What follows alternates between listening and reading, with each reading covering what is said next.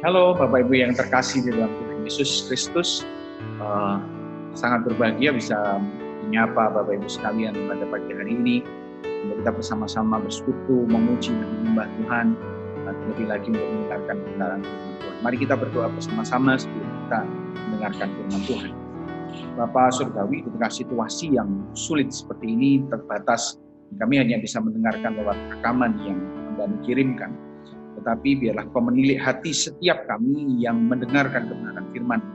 Biarlah melalui kebenaran firman-Mu yang melalui hamba yang terbatas ini, Roh Kudus-Mu yang tak terbatas berkarya, beranugerah, berbelas kasihan buat setiap kami, mengarahkan hidup kami, mengubahkan hidup kami, menguatkan setiap kami, sehingga kami bisa menjalani hari-hari kami di tengah hari-hari yang semakin jahat. Tuhan tolong sempurnakan penyampaian kebenaran firman-Mu dari awal, pertengahan, hingga akhirnya. Tangan Tuhan, Roh Kudus yang menolong setiap kami. Dalam nama Tuhan Yesus kami sambut kebenaran firman-Mu. Haleluya. Amin. Nah Bapak Ibu Saudara, seperti kita ketahui, kita hidup di zaman yang serba tidak pasti. Dan firman Tuhan bilang kita hidup di zaman yang akhir. Nah, menyiapkan firman Tuhan kali ini terlintas dalam pikiran saya satu ayat di dalam Mazmur pasal yang ke-90 ayat yang ke-12. Jadi kalau boleh Bapak Ibu memberi judul, atau saya memberi judul renungan pada hari ini adalah ajar kami menghitung hari. Teach us to number our days. Ajar kami ya Tuhan menghitung hari-hari kami. Ini sebuah Mazmur yang sangat indah yang terdapat di Mazmur 90 ayat yang ke-12. Mazmur pasal yang ke-90 ayat yang ke-12. Saya akan bacakan buat Bapak Ibu Saudara sekalian. Mazmur pasal 90 ayat yang ke-12 berkata demikian, ajarlah kami menghitung hari-hari kami sedemikian, hingga kami beroleh hati yang bijaksana. Saya ulang buat kita semua, ajarlah kami menghitung hari-hari kami sedemikian, hingga kami beroleh hati yang bijaksana. Nah Bapak Ibu Saudara, Mazmur ini ditulis oleh Musa, seorang man of God, atau boleh dibilang hamba Tuhan. Kalau Bapak Ibu baca di ayat yang pertama itu, dikatakan di sana dalam bahasa Inggris, Musa adalah man of God, manusianya tuh, hamba Tuhan. Musa menulis ini dalam fase terakhir kehidupannya. Nah, kalau Bapak Ibu baca di Kisah Para Rasul 7 ayat 22 hingga 37 itu ada 3 fase kehidupan Musa. Pertama adalah fase di istana raja. Waktu itu Musa sedang mengalami kekuasaan yang penuh, dia punya kepandaian, kepintaran, kuasa, bahkan juga punya harta yang berlimpah. Nah saat seperti itu dia mau melayani Tuhan, ternyata ditolak. Waktu itu adalah fase malam Musa berkata, I am somebody, aku ini seseorang. Tapi ternyata Tuhan tidak inginkan Musa dalam fase yang seperti ini. Yang kedua, fase di padang gurun Midian. Ini fase penghancuran pribadi seorang Musa. Sehingga waktu di Midian Musa berkata, setelah dia limpah harta, ternyata dia harus mengembalakan kambing domba milik Yitro mertuanya. Dan di fase yang kedua ini boleh dibilang fase ketika Musa mengalami I am nobody, saya bukan siapa-siapa. Fase yang terakhir, fase yang ketiga adalah fase pengutusan ketika Musa bersama dengan Harun kakaknya itu membawa keluar bangsa Israel dari tanah Mesir. Di situ juga Musa mengalami pemrosesan Tuhan yang luar biasa.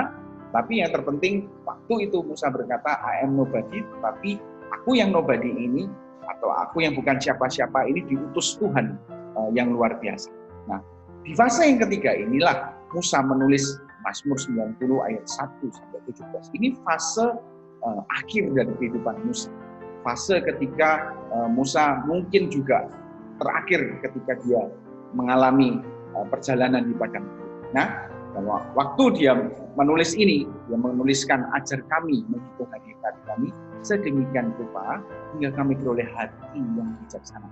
Nah, kalau Bapak Ibu baca nanti di ayat 1 hingga 17 semuanya, di situ akan tertulis banyak mazmur yang indah dari Musa yang ditulis oleh Musa. Nah, yang menjadi sentral dari mazmur ini adalah mazmur ayat yang ke-12. Ini menjadi sentral dari mazmur ini, Bapak Ibu Saudara. Ajarlah kami menghitung hari-hari kami. Nah, ini menarik karena apa? Ada kata ajarlah di sana. Ajarlah itu sebenarnya berbicara tentang kata perintah. Dalam mazmurnya, Musa ini berani boleh dibilang memerintah Tuhan. Tuhan ajarono aku, Tuhan ajarlah aku. Jadi Musa memerintah Tuhan untuk mengajar dirinya. Mengajar untuk apa? Menghitung hari-hari. Tuhan ajari aku untuk berhitung. Nah, itu yang Musa perintahkan kepada Tuhan. Agak sedikit kurang ajar ya memerintah Tuhan, tetapi inilah Mazmur itu. Musa berani meminta ajar, Tuhan ajarono aku ya, sama kayak anak kecil, tapi ajarono aku belajar sepeda misalnya. Ini rengean seorang anak yang ajar kami untuk menghitung hari-hari. Nah ini menarik karena apa? Yang diajarkan adalah berhitung terhadap hari-hari. Nah pagi ini kita akan belajar 3 hal tentang berhitung yang Musa memang inginkan, yang Musa dan saya berharap buat setiap kita untuk kita lakukan di hari-hari yang terakhir. Ya, belajar berhitung yang pertama adalah belajar kurang-kurangan.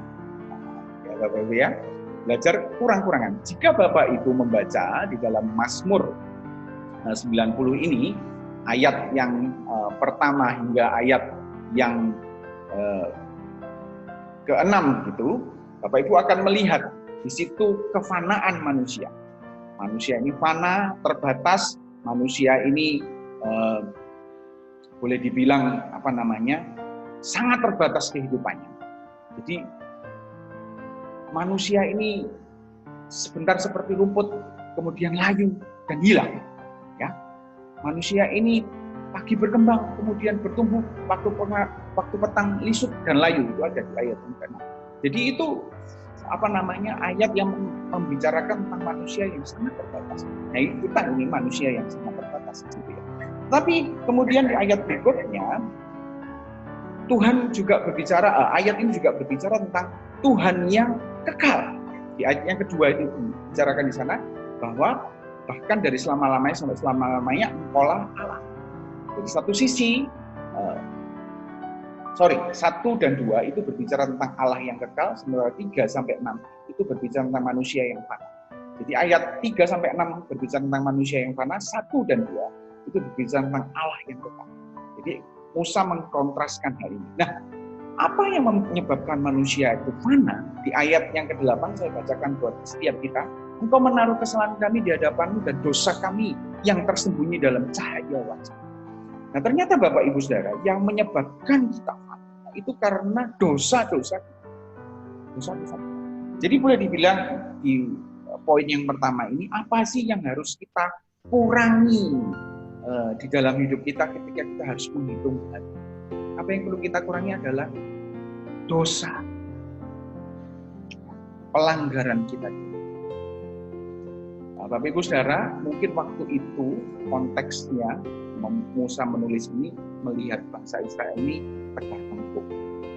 Bangsa Israel ini sering ngomel, sering rewel gitu ya, atau pakai bahasa Alkitab yang biasa kita tahu adalah bangsa Israel ini bersungut-sungut. Dia tidak taat kepada Tuhan, dia tidak mendengar Tuhan.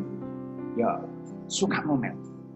Nah ini yang sebenarnya Musa mau ajarkan ke bangsa Israel. Kurangi itu, kurangi dosamu, kurangi ngomelmu di hadapan Tuhan, kurangi gerutumu di hadapan Tuhan, kurangi bersungut-sungutmu di hadapan Tuhan.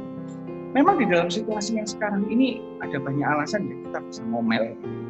Kita mungkin ngomel tentang anak kita yang tiap hari harus Zoom, terus kemudian orang tua harus temani, ngomel lagi di sana. Mungkin kita ngomel tentang pekerjaan kita yang karena PSBB, karena normal, karena situasi dan kondisi yang tidak pasti, tak kunjung berbaik atau tak kunjung jadi baik, kita mungkin sering ngomel, kita protes bahkan mungkin kepada Tuhan, kenapa ini terjadi? Nah, Tuhan mau ketika kita menghitung hari supaya kita jadi bijaksana, kita kurangi. Artinya apa? Berharaplah kepada Tuhan. Ya, berharaplah hanya kepada Tuhan. Berharaplah kepada kasih setia Tuhan, kepada pemeliharaan Tuhan. Kurangi dosa ngomel ini. Dan lebih baik kita melihat satu sisi baik yang lainnya, berusahalah untuk terus menjalani hidup dengan sungguh-sungguh. Apa yang bisa kita kerjakan dengan sungguh-sungguh tanpa harus ngomel. Berdoa lebih baik gini, Tuhan aku mau mengerjakan hal baik yang baru supaya ini bisa berguna bagi kelangsungan hidup. Lakukan itu di hadapan Tuhan, itu akan lebih baik daripada kita ngomong. Bersyukur dengan hal-hal yang kecil itu hal yang luar biasa, supaya menghindari kita ngomel.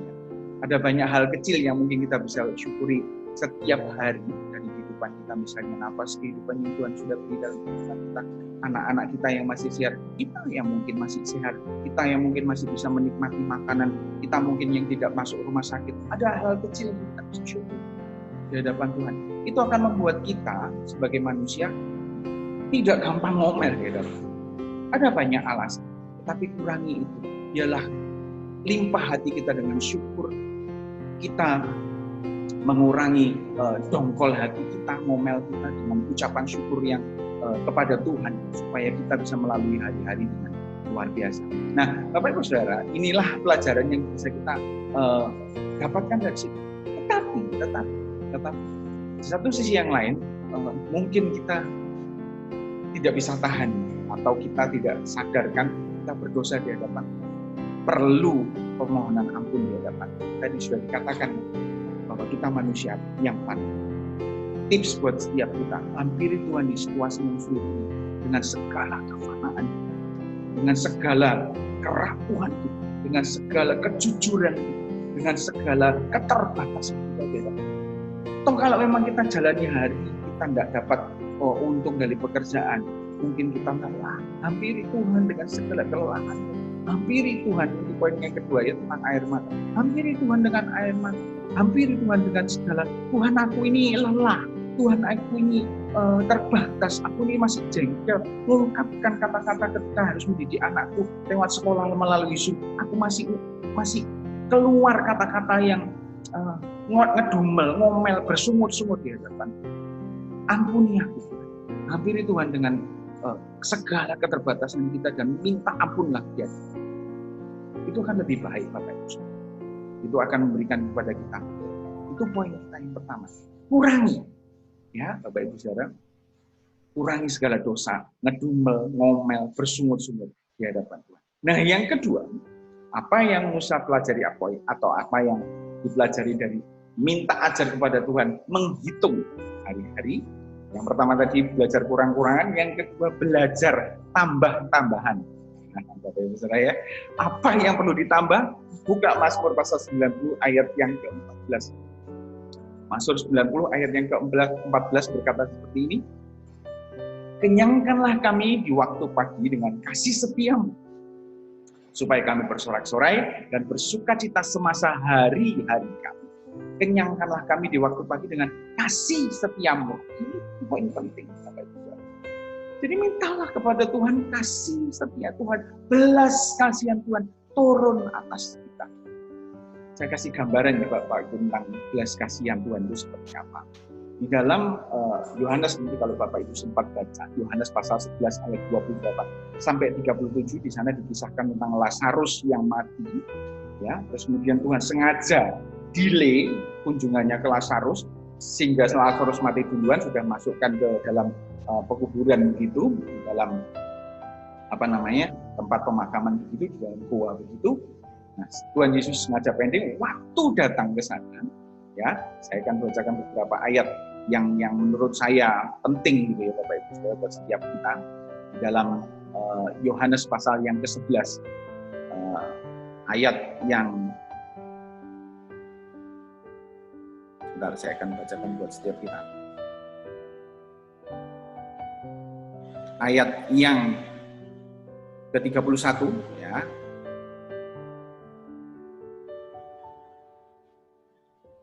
Ya boleh, mulai ke 32 juga boleh ya Bapak Ibu Saudara ya.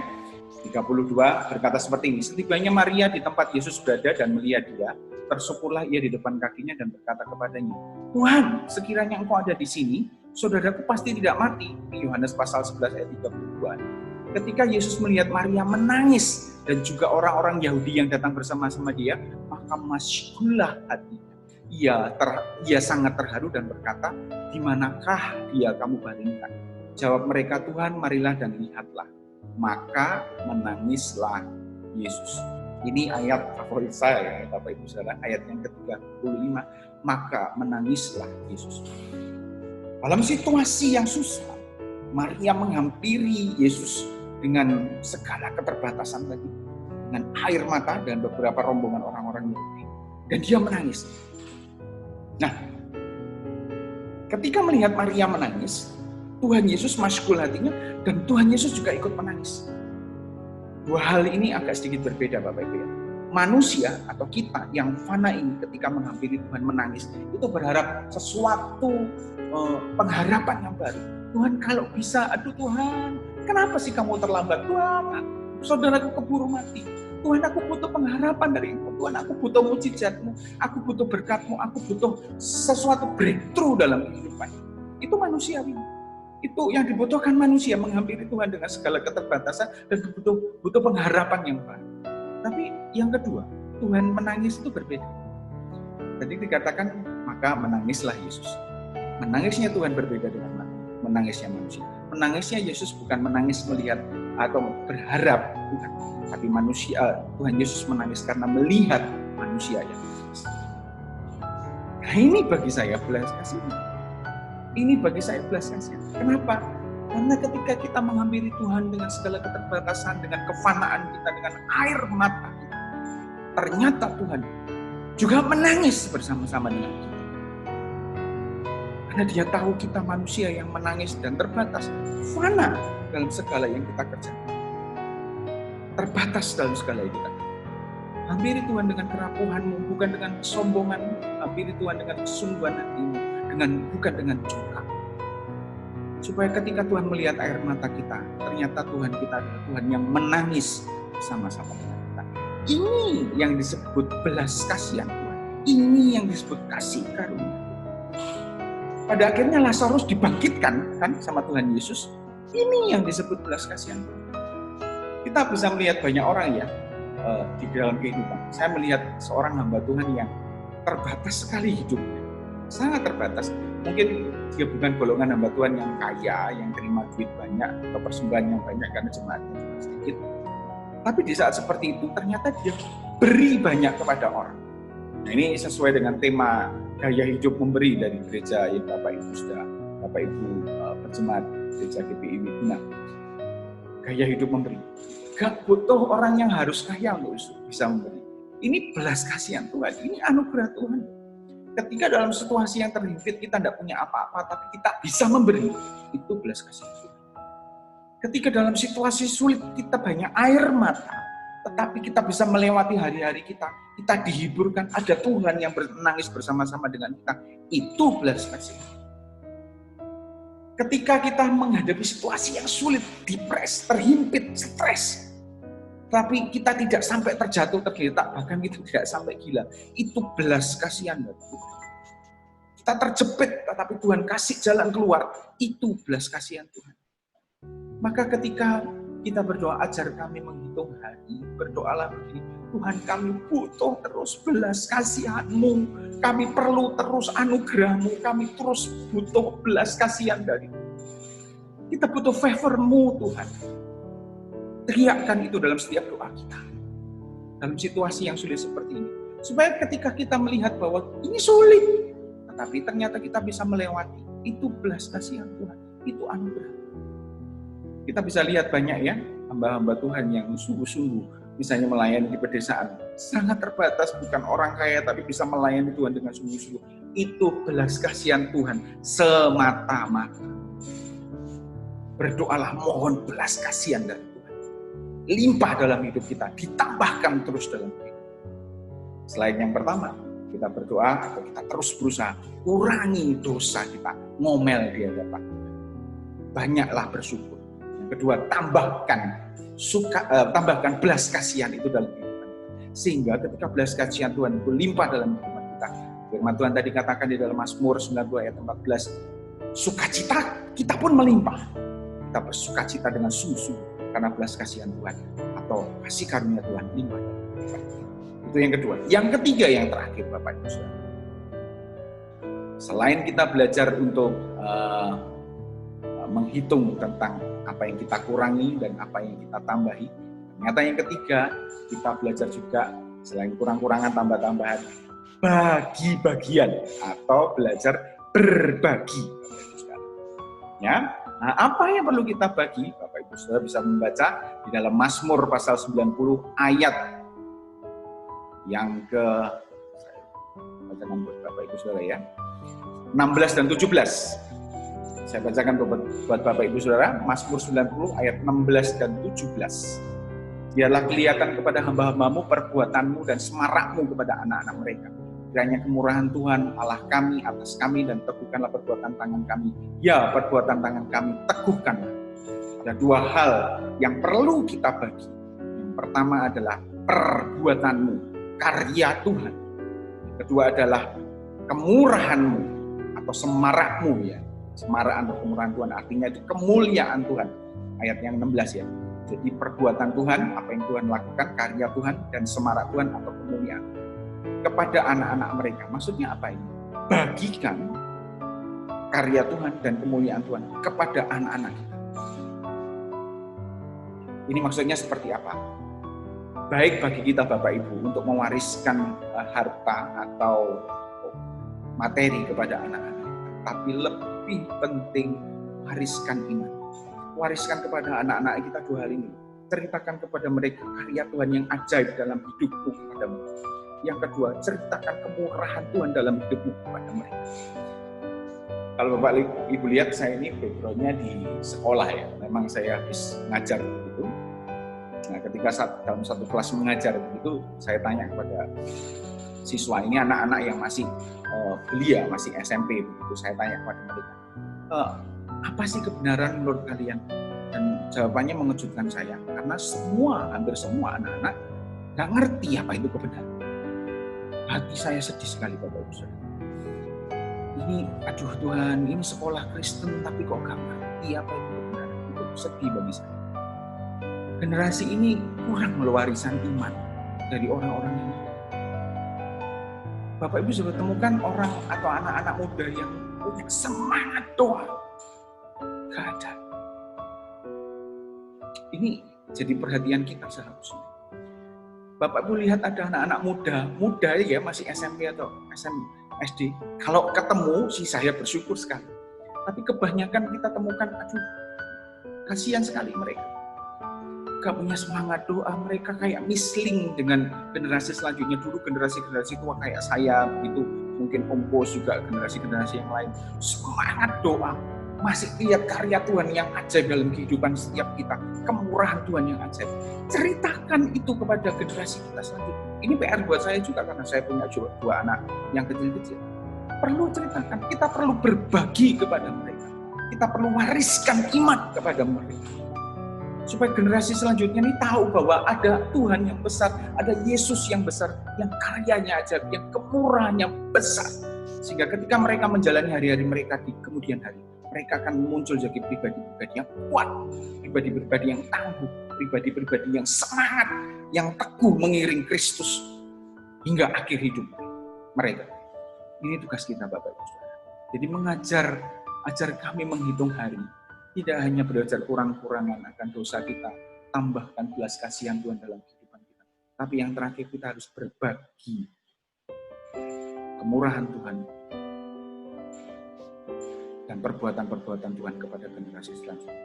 Saya yakin dan percaya orang seperti saya ini muncul seperti ini, jadi seperti ini itu karena orang tua saya yang selalu bercerita tentang segala kedahsyatan Tuhan, karya Tuhan dalam kehidupan. Bagaimana orang tua saya bercerita tentang Tuhan yang mencukupkan kehidupannya setiap saat meskipun sedang dalam kekurangan. Bagaimana Tuhan bermurah hati dalam kehidupan orang tua saya. Itu semua diceritakan kepada saya. Itu terekam di sini sehingga muncul akhirnya sekarang saya seperti ini. Jadi muncul sebagai orang yang Tuhan terima kasih buat orang tua yang mewariskan iman supaya kami tetap teguh mengiring kepada Engkau sungguh-sungguh, tidak menengok ke kanan dan ke kiri, pandang Kristus saja. Karena warisan orang tua. Nah, Bapak Ibu Saudara, belum terlambat di hari-hari yang terakhir. Wariskan, ceritakan kedahsyatan perbuatan Tuhan dan kemurahan Tuhan kepada anak-anak kita. Nah, 3 hal ini yang kita bisa pelajari hari ini dalam Mazmur 90 tentang mengajar kami Tuhan menghitung hari-hari kami. Belajarlah untuk mengurangi setiap dosa yang kita sedang perbuat. Belajarlah untuk mengurangi ngomel, banyaklah untuk bersyukur kepada Tuhan. Kedua, belajarlah atau berdoalah, minta belas kasihan Tuhan tercurah terus, tambahkan terus dalam kehidupan kita. Sehingga kalau belas kasihan Tuhan dalam kehidupan kita bertambah, maka sukacita kita akan bertambah. Benar, kita akan menghadapi realita yang sulit, ya, tapi belas kasihan Tuhan itu yang membuat kita bisa melewati situasi yang sulit. Yang ketiga, yang terakhir, jangan lupa berbagi. Berbagi apa? Berbagi karya Tuhan, keajaiban Tuhan, berbagi kemurahan Tuhan kepada generasi-generasi selanjutnya. Supaya generasi-generasi selanjutnya itu juga mewarisi iman yang teguh kepada Kristus, kepada Tuhan Yesus Kristus. Amin. Bapak Ibu Saudara, Tuhan Yesus memberkati. Mari kita berdoa bersama-sama. Tuhan, hamba sudah menyampaikan kebenaran firman-Mu. Berharap setiap para umat Tuhan yang mendengarkan kebenaran firman ini diubahkan kehidupannya. Belajar berdoa, ajar kami Tuhan untuk menghitung hari, mengurangi setiap pelanggaran dosa kami di hadapan Tuhan. Tambahkan belas kasihan kepada setiap kami, supaya ketika kami melewati hari-hari yang sulit, kami tahu ada Tuhan yang menyertai kami, ada Tuhan yang menangis bersama-sama kami. Juga Tuhan kepada kami ajarkan berbagi tentang karya Tuhan dan kemurahan Tuhan kepada generasi-generasi kami selanjutnya. Terima kasih Tuhan buat karya-Mu, terima kasih buat mujizat-Mu, Roh Kudus yang menyempurnakan setiap firman Tuhan pada hari ini. Di dalam nama Tuhan Yesus kami sudah berdoa. Haleluya. Amin. Tuhan Yesus memberkati.